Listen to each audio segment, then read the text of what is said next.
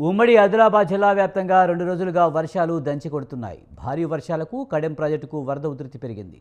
దీంతో నిర్మల్ జిల్లాలోని కడెం ప్రాజెక్టు 17 గేట్లు ఎత్తి అధికారులు నీటిని దిగువకు విడుదల చేస్తున్నారు. కడెం ప్రాజెక్టు పూర్తిస్థాయి నీటి మట్టం 700 అడుగులు కాగా ప్రస్తుతం 694 అడుగుల వద్ద కొనసాగుతుంది. ప్రాజెక్ట్ ఇన్ఫ్లో 70,000 క్యూసెక్కులుగా ఉంది. ప్రాజెక్టు 17 గేట్లు ఎత్తి 1,80,000 క్యూసెక్కుల నీటిని దిగువకు గోదావరిలోకి విడుదల చేస్తున్నారు.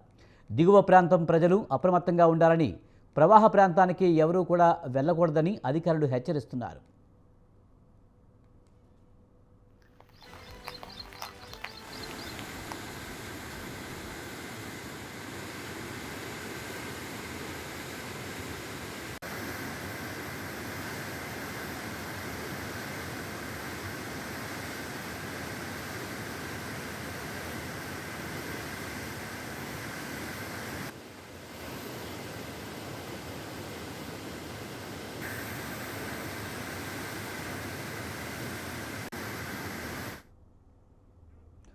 ఉమ్మడి ఆదిలాబాద్ జిల్లా వ్యాప్తంగా 2 రోజులుగా వర్షాలు దంచికొడుతున్నాయి. భారీ వర్షాలకు కడెం ప్రాజెక్టుకు వరద ఉధృతి పెరిగింది.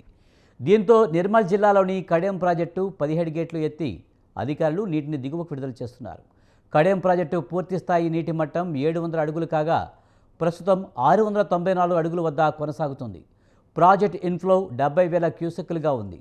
ప్రాజెక్టు 17 గేట్లు ఎత్తి 1,80,000 క్యూసెక్కుల నీటిని దిగువనున్న గోదావరిలోకి విడుదల చేస్తున్నారు.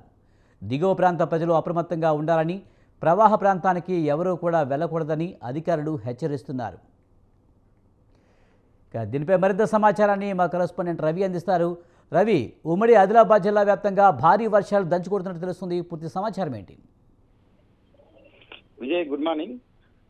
గత వారం రోజుల నుండి ఉమ్మడి ఆదిలాబాద్ జిల్లా వ్యాప్తంగా వర్షాలు దంచి కొడుతున్నాయి.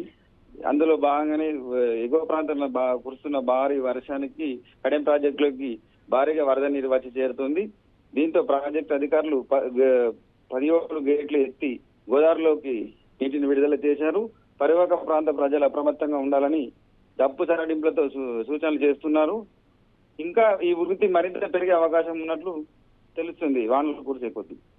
విజయ్, రవి, మరి భారీ వర్షాల నేపథ్యంలో అధికారులు ఎలాంటి ఏర్పాటు చేశారు? కంట్రోల్ రూమ్ ఏర్పాటు చేయడం జరిగిందా? అలాగే లోతట్టు ప్రాంత ప్రజల్ని అప్రమత్తం చేయడం జరిగిందా? దీనికి సంబంధించి పూర్తి సమాచారం ఏంటి? లోతట్టు ప్రాంత ప్రజలు అప్రమత్తంగా ఉండాలనే సూచనలు ఎప్పటికప్పుడు చేస్తూనే జిల్లా కార్యాలయంలో టోల్ ఫ్రీ నంబర్ను ఏర్పాటు చేశారు. ఎలాంటి అవసరాలున్నా, ఇబ్బందులున్నా కాల్ చేయాలని తెలియజేశారు. ప్రతి గ్రామానికి అధికారులను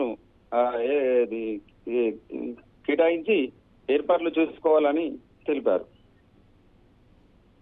రైట్, థ్యాంక్ యూ రవి.